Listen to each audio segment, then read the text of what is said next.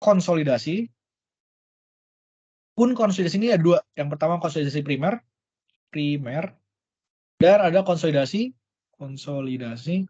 sekunder atau penurunan krip, rangkap. Yang kita pelajari dua ini. Elastis bisa terjadi di lempung dan pasir, konsolidasi primer cuma terjadi di lempung. Pasir nggak terjadi konsolidasi. Jadi ini total penurunan. Misalnya S total. Settlement total adalah penurunan elastis, tambah penurunan konsolidasi, tambah penurunan konsolidasi sekunder. Kita nggak bahas ini, karena ini udah ngomongin jangka panjang, udah ngomongin hal yang lebih advance. Dia ngomonginnya udah bisa ratusan tahun ke depan, dan juga yang diomongin itu lebih detail, juga lebih kompleks. Itu juga nggak dipelajari di S1 seharusnya. Jadi yang kita pelajarin elastis dan konsolidasi primer. Oke, gue masuk yang penurunan elastis adalah yang pertama gazetas. Si gazetas ini lebih general bisa gue sebut. Sebenarnya ada rumus yang lain juga, cuma yang gue bawa ada rumus di bukunya Braja Emdas. Bukunya Braja Emdas juga ada rumusnya. Kalau kalian mau antara di PPT Bugita ada setahu gue. Atau kalian cari sendiri juga boleh. Cuma seharusnya sih yang umum dipakai ini. Rumusnya ini aja. Nah, Q di sini adalah Q beban luar ya. Beban luar. Makanya yang tadi gue bilang kita harus bedain Q. Q itu ada banyak jenis dalam konteks ini. Bisa Q yang mana? Dalam konteks ini Q-nya adalah Q beban luar.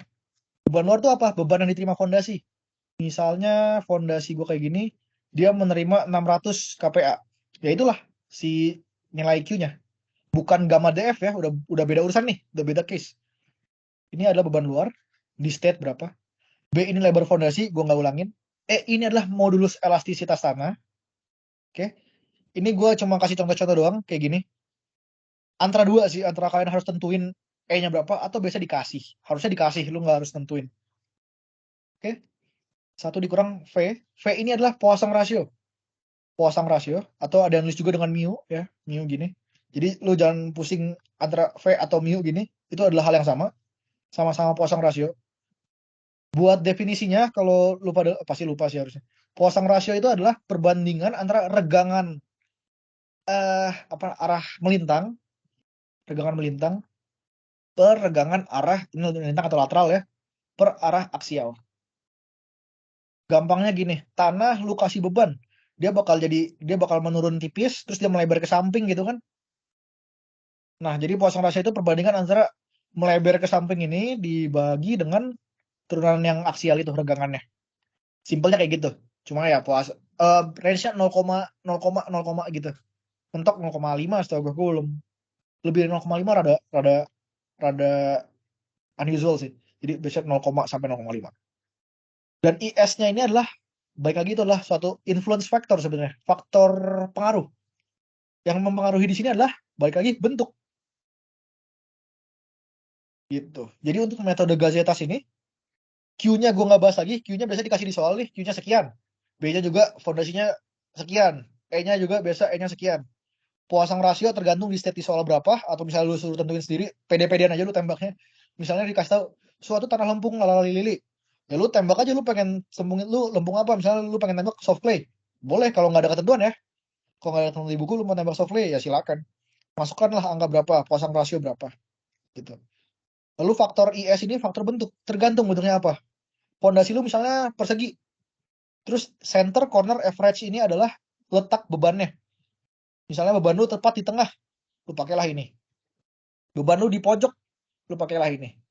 Beban terus lu mau cari rata-ratanya aja, pakailah ini. Kalau rectangle dengan panjang banding lebar 2 atau panjang banding lebar 5, pakai yang ini. Terus kalau dia circle, pakai yang ini. Gitu.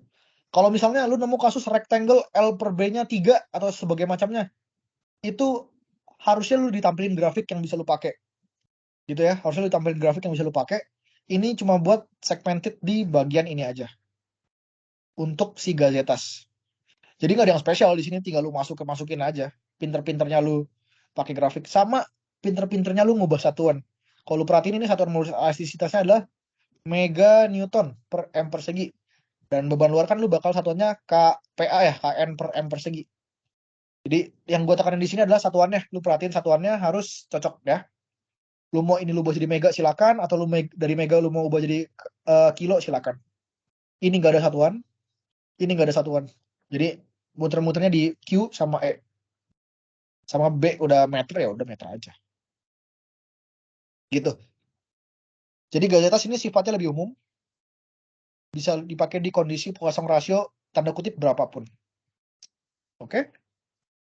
Gue lanjut dulu ke yang selanjutnya, metode si Janbu.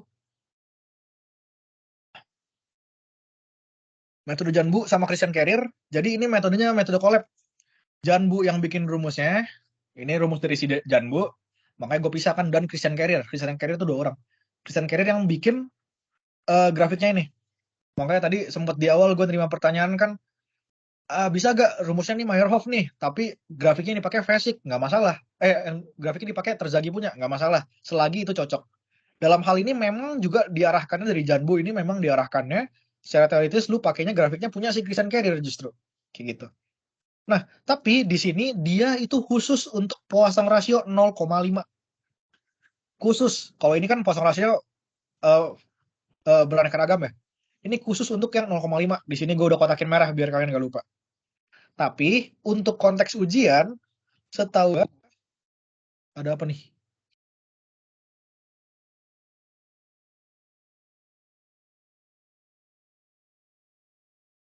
Oke, gua lanjut. Untuk konteks ujian, setahu gue seharusnya masuknya sih ke si ini, ke Janbu ini. Biasanya langsung di set tuh V-nya 0,5. Terus tuh dikasih grafik ini sama ini. Sepengalaman gue ujian dan melihat soal-soal ujian selalu 0,5 sih.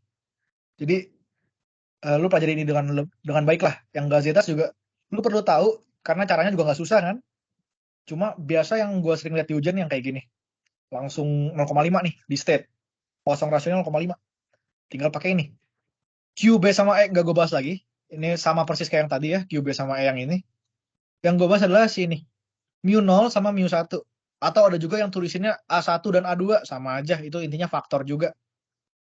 Sekarang gue ajarin cara pakai kedua faktor ini. Mu0 sama mu1. Atau A1 dan A2. Kedua faktor ini bisa lu cari lewat grafik yang di bawah. Yang perlu lu perhatiin di grafiknya apa? Pertama lu harus perhatiin perbandingan H banding B-nya. H itu apa? H adalah dari tapak fondasi sampai tanah keras. Atau impermeable atau bedrock, tanah keras, dan sebagainya macamnya. Kalau dia masih menerus nih, nggak ada apa-apa, kita belum bisa pakai ini. Tapi harusnya di state, dia di state di soil, kedalaman tanah keras adalah berada di sekian kedalaman. Lu pakailah H yang ini. Jadi lu harus tahu H-nya adalah dari tapak fondasi sampai tanah keras. B-nya adalah lebar fondasi. Balik lagi, gue udah ulang ratusan kali ya. Jadi tinggal pakai aja. Misalnya H-nya 8, B-nya yang tadi 2. Jadi kan dapat 4. Ini sama, ini logaritmik. Jadi ini 1, ini 2, ini 3, ini 4. Misalnya dapat 4, contoh gue yang tadi ya. Ini H-nya 8, B-nya 2. Pakailah 4, tarik ke atas. Tarik sampai kemana? Lu lihat, kita punya L per B. L ini balik lagi ke yang tadi, ini tapak fondasi, ini ada L, ini ada B. L per B-nya berapa? Misalnya L per B-nya, L-nya 5, B-nya 1, tarik sampai 5 per 1. Atau yang ini, L per B-nya. Set, tarik sampai sini. Tegak lurus ya, ini gue nggak ada penggaris, nggak ada apa, susah. Atau misalnya kasusnya, fondasi lu persegi. Tariklah sampai ke garis square ini. Set, tarik sampai square. Gitu. Buat yang L per B-nya tak hingga, ini artinya fondasi menerus. Strip footing. Strip footing, strip foundation. Tariklah sampai di mana L per B-nya ini muncul. Misalnya lu square, tarik sampai sini. Udah dapat di sini, tarik ke kiri. Tarik ke kiri. Set, gitu. Ini harusnya ada atas dikit. Ini 0,6. Dapat nilai A1-nya atau mu0-nya. Gue anggap 0,61. Karena ini gue rada min ke bawah nih. Harusnya udah naik dikit. Nah, ini juga sama. Mata orang bisa beda-beda. Ada 0,61, 0,62, 0,63. Yang penting lu bisa gambarin nih di grafik kayak gimana gambarnya. Ya. Jadi jangan FOMO. Jawaban lu sama orang kok bisa beda ya. Emang lu jawaban tanah justru makin lu sama makin lu aneh gitu. Jawaban di tanah buat geoteknik. Jadi di sini misalnya 4, set gue tarik ke kiri. Interpretasi gue adalah nilainya 0,61. Boleh gak? Boleh. Lu mau 0,62 silakan. Yang penting ya kalau lu 1,8 ya aneh juga gitu loh. Maksudnya di range yang tipis-tipis lah. Oke, ini buat grafik yang pertama. Buat dapat mu 0 atau A1 gitu ya, ini hal yang sama. Yang satu lagi juga sama. Yang dicari sekarang yang lu lihat adalah DF per B. DF adalah kedalaman penanamannya berapa, B-nya adalah lebar fondasi. Misalnya di kasus ini, gue tanam fondasinya 3 meter, B-nya 2 meter. Berarti kan DF per B-nya 1,5 ya? DF per B 1,5. Tariklah dari 1,5. Misalnya gue pengen 1,5 gue, ini kan 5, ini 2,5. Ini 2,5, ini 1,25. Berarti 1,5 ya plus minus di sinilah. Set, gitu. Tarik ke sini. Sampai dia mentok, tarik ke kiri. Ini 0,9, berarti ini di tengah-tengah 0,95. Ini di tengah-tengah sini 0,925. Berarti gue pengen A2 gue 0,92. Gitu. Ya, balik lagi jawaban orang bisa beda-beda. Lu pengen iseng 0,93 boleh. Lu mau iseng 0,924 boleh sebenarnya, cuma aneh aja lu dapat angka 4 dari mana? 3 angka belakang koma gitu kan. Ya sampai 2 angka belakang koma lah, kurang lebih. Gitu cara nyarinya. Udah, penurunan elastis sampai situ doang. Ada yang mau tanya gak? Oh sama ini deh. Gue lanjut dulu tipis. Ini gue nggak bahas detail ya. Ini harusnya nggak keluar di soal ujian. Aneh banget kalau soal ujian dikeluarin ini karena ini bakal repot. Jadi dari tadi kasus yang gue jelasin adalah kalau tanah ini cuma satu jenis nih. Lempung doang atau pasir doang gitu. Cuma satu jenis tanah. Sekarang gimana kalau tanahnya beberapa lapis? Ini gue contohin pakai 2 lapis. Perhitungannya sama persis. Lu bisa pakai ini. Cuma yang kita main-mainin apa? Yang kita main-mainin adalah E dan H-nya. H ininya. Itu yang kita main-mainin. Dan perhitungan lu lebih dari satu. Lu harus ngitung penurunan elastis untuk pertama nih. Lu hitung berarti Q B per E dikali mu 0 dikali mu 1. Lu hitung pertama pakai E-nya lapisan 1 dan H-nya lapisan 1. Dapat nih hasilnya sekian. H-nya ntar masuk buat sini ya. Masuk buat yang ini nih. Buat ngitung ini. Ntar masuk H buat ngitung itu. Oke, dapat H1. Lu hitung H2 sekarang. Bukan H2, dapat S1. Penurunan elastis yang pertama. Lu hitung penurunan elastis yang kedua sekarang. Pakai rumusnya sama. QB per E, mu 0, mu 1. Sekarang E sama H-nya lu ganti dengan ini. E-nya pakai E lapisan 2, H-nya lu pakai H1 tambah H2. Jumlahin. Dapat S2. S3, sekarang lu pakainya adalah H1 dan ditambah dengan E-nya lapisan 2. Tinggal hitung. Ntar lu dapat 3 penurunan berarti. Cara ngitungnya ini tambah ini dikurang ini. Yang ini berarti kan H1 ditambah H1 plus H2, H1 plus H2, ini kan H1 plus H2, dikurang H2. Kan ujung-ujungnya istilahnya balik ke H1 gitu. Ini tinggal dimakan aja rumusnya. Tapi gue rasa di ujian gak bakal dikeluarin. Ini gue cuma buat ngasih tahu aja. Karena di pembahasan PPT ada yang kayak gini. Jadi gue cuma mau ngasih tahu aja cara ngerjainnya gimana. Gitu. Udah, penurunan elastis beres sampai sana. Ada yang mau ditanya dulu? Bang, tapi gak kayak kecil kemungkinan ini keluar di ujian yang tanah berlapis Sangat ini. kecil sih. Bisa gue bilang sangat kecil sih. Cuma ya at least lu simpen di kantong lu, oh caranya begini gitulah. Nggak harus yang lu ambil kertas, lu hitung pakai contoh soal, gue rasa nggak harus sih. Cuma lu tau lah, ada ide lah cara ngerjainnya gimana. Sangat kecil kemungkinan ini keluar sih. Cuma Terus nggak ada ini salahnya ya, lu paham. ini Ya, gue kurang tahu sih, cuman ada kayak kasus-kasus kayak setengah terbuka gitu-gitu nggak? Ada ngaruhnya nggak? Saluran-saluran. setengah terbuka Atau yang apanya tuh maksudnya? bentar apa beda materi ya? Bentar, gue buka catatan. Coba boleh. Sambil tunggu ada yang mau tanya dulu, yang lain?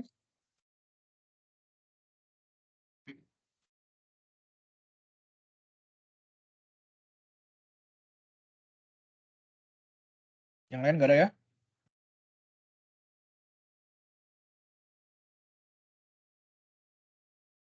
Nggak jadi bang, soal materi salah.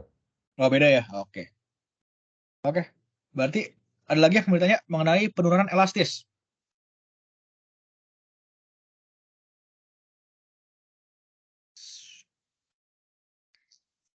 Aman ya? Oke. Gue lanjut dulu kalau gitu. Eh, Udah, kita lanjut ke materi berikutnya, penurunan konsolidasi. Ya berarti kalau kalian udah bisa sampai situ ya 50 sampai 60 di tangan lah. Sekarang penurunan fondasi. ada 2 materi besar yang gue bawa. Yang pertama rumus-rumusnya apa aja. Yang kedua perubahan tegangan. Ini sebenarnya materi yang tandas nih. Cuma gue bawain lagi karena emang fundamental di bab ini. Dengan grafik Padum. Nah, rumus-rumusnya ada 3. Jadi tergantung kondisi tanahnya. Tergantung kondisi tanahnya gimana. Gue balik lagi ke, ini ada normally consolidated, over consolidated, dan over consolidated dengan ini yang berbeda. Gue balik materi mengenai OCR. OCR adalah over consolidation ratio.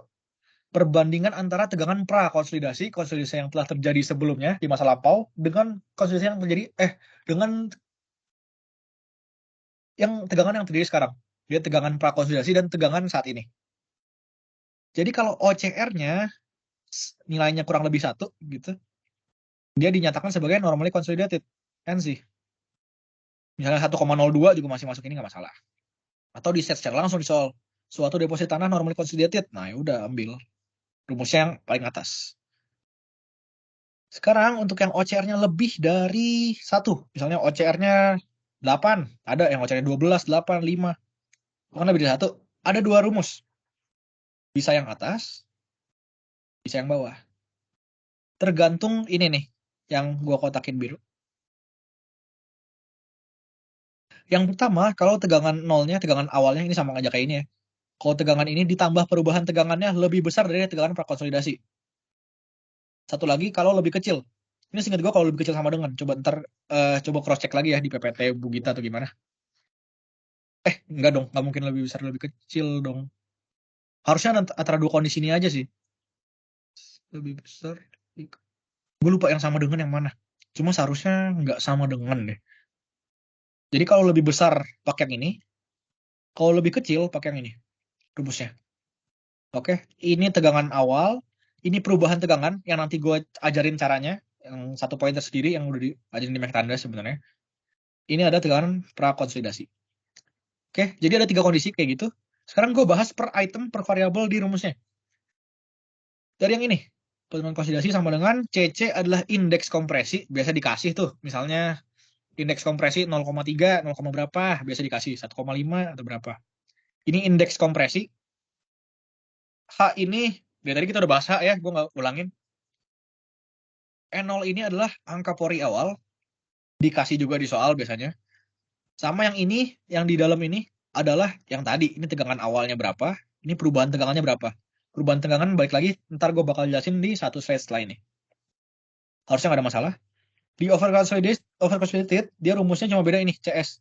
CS itu adalah koefisien sekunder, koefisien konsolidasi sekunder. Atau koefisien rekompresi. Ada yang namanya CR juga ya, ada yang nulis CS, ada yang nulis CR, ini sama. Koefisien sekunder atau koefisien sekunder atau koefisien rekompresi. Jadi beda sama CC dia. Harusnya ini dikasih juga. H udah, N0 udah, ini prakonsolidasi, ini tegangan awal, ini juga sama. Nah, ini bedanya ini ada sekunder, ini ada kompresi awal. Ini juga yang dalam ini sama aja. Yang di bawah itu cuma sama aja kayak yang di atas, cuma ini hilang. Gitu ya, yang di bawah ini. Cuma kondisinya dulu kalian pahami kayak gimana. Rumusnya 3 ini. Nggak ada yang spesial di rumus ini, cuma bagaimana kalian jago menggunakan kalkulator aja, balik lagi gitu. Sorry, gue lanjut lagi ke yang ini. Ini gue cuma tambahin standar aja sih. Penurunan izin itu sebenarnya ini standarnya. Nah, tadi kan gue sempat cerita ada yang penurunannya 70 cm, kenapa nggak wajar yang diizinkan aja cuma 15 cm plus B per 600. B ini dalam satuan senti. Jadi misalnya yang tadi gue contoh pakai 2 meter, B-nya berarti B gue 2000 cm ya. Ya, berarti ini 15 ditambah 2000 per 600, kurang lebih 1, kurang lebih 3 something lah. Berarti anggaplah 19. Jadi yang lu diizinin, jangan, anggaplah 18. Berarti penurunan izin lu cuma 18 cm. Ya lu bayangin lah, kalau penurunan sampai 70 cm itu lantai 1 jadi basement gitu. Kurang lebih kayak gitu. Jadi penurunan izin ini syaratnya, ini dari SNI Geoteknik. Kalau lu mau tertarik mau cari 8460, ini kiblat dari Geotek ke sini 2017. Ini di tabel 9243 tentang penurunan izin. Kalau lu tertarik mau cari silakan. Gitu. Standarnya kayak gini. Penurunannya yang tadi ya. penurunan immediate settlement, elastis, ditambah konsolidasi, dan seterusnya. Diizinkan segini. Jadi kalau misalnya di soal iseng nih, apakah penurunan tersebut sudah memenuhi standar ya? Ini masukin yang kayak gini. Kalau Nah, oh ya, gue mau jelasin juga. Dari semua yang gue jelasin itu cuma perhitungan ya. Terbiasa di soal-soal ujian ada iseng-iseng lah. Itu gimana kalian tahu cara menggunakan ini di lapangan. Misalnya, kalau daya dukung fondasi, apakah daya dukung fondasinya udah sesuai? Jika tidak, apa solusinya? Nah, itu kalian harus udah tahu tuh. Sama kayak gini penurunan izin. Solusinya apa? Apakah applicable? Apakah apa? Itu kalian harus udah ada ini sendiri ya. Tersendiri kalian gimana menjelaskannya atau menjawabnya. Oke, sekarang gue lanjut ke perubahan tegangan dengan grafik Fadum. Perubahan tegangan caranya ada banyak banget kan. Cuma untuk konteks soal biasanya gue liatnya pakai grafik Fadum. Terus juga asumsi bebannya biasa diasumsiin dia bebannya di tengah nih. Bebannya di tengah terus tegak lurus. Kalau bebannya miring ya beda kasus lagi. Fadum cuma bisa kasus yang kayak gini. Nih ya, gue harap kalian plus minus masih ingat lah tentang penggunaan grafik Fadum. Jadi misalnya ini fondasi nih. Karena gue balik lagi yang tadi 2 sama 3 meter. Fadum itu dikorelasin sama teori Busines. Busines itu dia kurang lebih gini ya, dibagi jadi 4 segmen. Terus kita harus cari masing-masing nih. Misalnya cari ini dulu. Nah, cari per satu ini, perubahannya gimana? Kayak gini. Pertama lu harus tentuin M sama N-nya.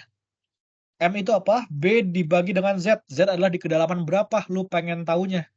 Itu biasa di set juga di soal. Ini fondasi lu. Misalnya lu pengen tahu di titik misalnya 8 meter di kedalaman. Ya inilah Z-nya 8 meter. Masukin Z-nya 8 meter, misalnya B-nya 2, L-nya 3, ini 3/8. Dapatlah lu M sama N-nya. Nah, di sini yang di bawah ini value of N. N gua berapa nih? N gua 3/8, 0,125 ya. Berarti kurang lebih di sini. Ini kan 0,1, ini logaritmik ya, berarti ini 0,2.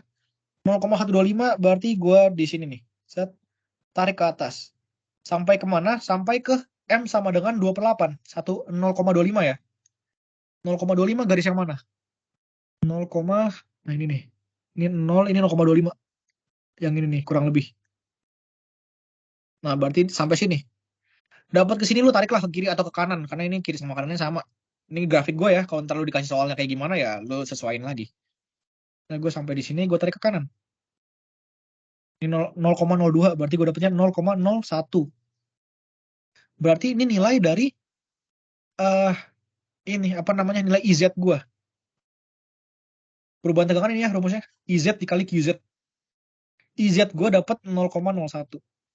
QZ gue berapa? Beban luarnya berapa? Misalnya 600 kPa ya 600 kPa lah lu masukin. Ini baru tegangan di satu segmen ini. Sekarang ada 4 segmen kan? Yang sama besar, jadi tinggal kali 4. Gitu. Dari sini lu bisa dapat perubahan tegangan nih. Delta sigmanya lu dapat. Aplikasikanlah ke sini. Delta sigmanya lu masukin, misalnya tanah lu over consolidated. Masukin ke sini lu bisa tentuin kondisi yang lu pakai yang mana, atas atau bawah. Ataupun misalnya kondisi lu normally consolidated kan lu tetap harus cari nih perubahan tegangan. Gitu. Ini untuk penurunan konsolidasi. Ada yang bertanya? Oh, itu tadi nilai Z itu dari fondasi sampai bedrocknya itu. Bukan, sampai titik di mana dia ditanya di soal di state. Carilah penurunan di misalnya di tengah-tengah deposit tanah. Bisa soalnya kayak gini. Terus misalnya lu dikasih lempung. Carilah penurunan di titik tengah-tengah lempung ya. Ini misalnya hanya 8, lu dicari titik 4 meter berarti. Itu di set di soal, nggak sampai bedrock. Dimintanya di mana? Karena kan penurunan itu tergantung acuan ya. Kalau lu mau bilang lu misalnya anggaplah mata lu aneh sih, tapi anggaplah mata lu di bedrock gitu. Lu melihat ke atas kan penurunannya sekian senti, beda dengan misalnya mata lu di tengah-tengah lapisan. Kan lu bisa melihat penurunannya lebih beda gitu kan penurunan yang terjadi. Jadi itu bakal di set di soal, diminta di kedalaman berapa. Tergantung konteks. Tapi itu bukan dari apa? Bukan dari surface kan? Bukan dari surface, dari tapak. Oke, thank you. Oke. Ada lagi? Bang mau nanya, kalau misalkan Ya. dibagi yang jadi 4 area, apa yang dibagi jadi area-area itu kalau misalkan nggak pas di tengah kan kolomnya atau gimana? Maksud gue kalau misalkan Kalau pas di tengah langsung BL-nya tuh yang aslinya aja apa gimana, Bang? nggak Gue boleh, lupa deh. tetap kayak gini. Ya, ini gue bahas nggak sekilas deh. Gue bahasin buat penggunaan Vadum ini memang dia. Ini gue sempat bahas di 03 sebenarnya. Dia ada teori namanya Business. Dia teorinya gimana? Teorinya ini menyatakan bahwa kita bisa memprediksi suatu tegangan itu di ujung-ujungnya. Ujung-ujung. Makanya kalau lihat gue gambar ini ada titik. Gue masukin titik kita sendiri nih, di ujung. Kenapa? Karena dari satu segmen ini, perubahan tegangan yang bisa kita cari di ujung. Jadi kayak gini.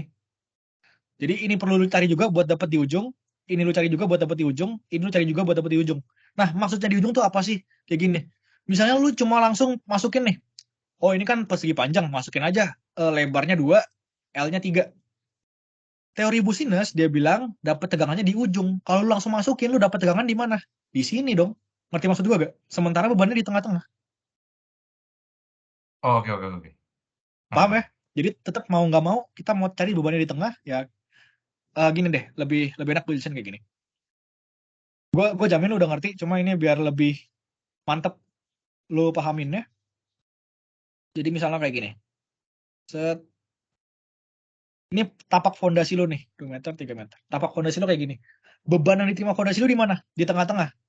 Dari beban inilah lu harus tarik ke samping dan tarik ke bawah. Nah, dari sini baru lu hitung masing-masing. Gitulah gampangnya. Atau misalnya, soalnya iseng nih, walaupun kalau dibikin iseng kayak gini rada jahat sih. Misalnya soalnya iseng, lu dibikin bebannya adanya di sini. Bebannya di sini. Ya udah, ini lu tariknya kayak gini. Jadi lo harus hitung di sini buat dapat ujung dari dia, hitung di sini buat dapat ujung dari dia, segmen 1, segmen 2. Lo bikin dari segmen 3 buat dapat ujungnya dari segmen 3, lo bikin segmen 4 buat dapat ujungnya dari segmen 4. Tetap kayak gitu. Jadi kalau yang tadi karena kebetulan 4 sama besar, ya udah lo hitung 1 aja terus dikali 4. Ya, itu teori Business. berarti Menjawab? izin aja lagi, Bang. Berarti Ya, untuk mencari M dan N itu yang B dan L itu pakai yang si apa lebar potongan-potongan itu yang segmen-segmennya ya. itu. Oh, Betul, segmennya yang dipakai. oke. Oke. Ada lagi? Berarti Hmm? bentar, itu B-nya itu berarti dibagi setengah gitu nggak? Kalau misal B kita itu kayak 3 gitu. Betul. Gue ambil contoh biar nggak lari di angka gue. Misalnya gue contohnya 2 sama 3 ya. Berarti yang lu pakai di sini B-nya lu masukin 2, N-nya lu masukin 3.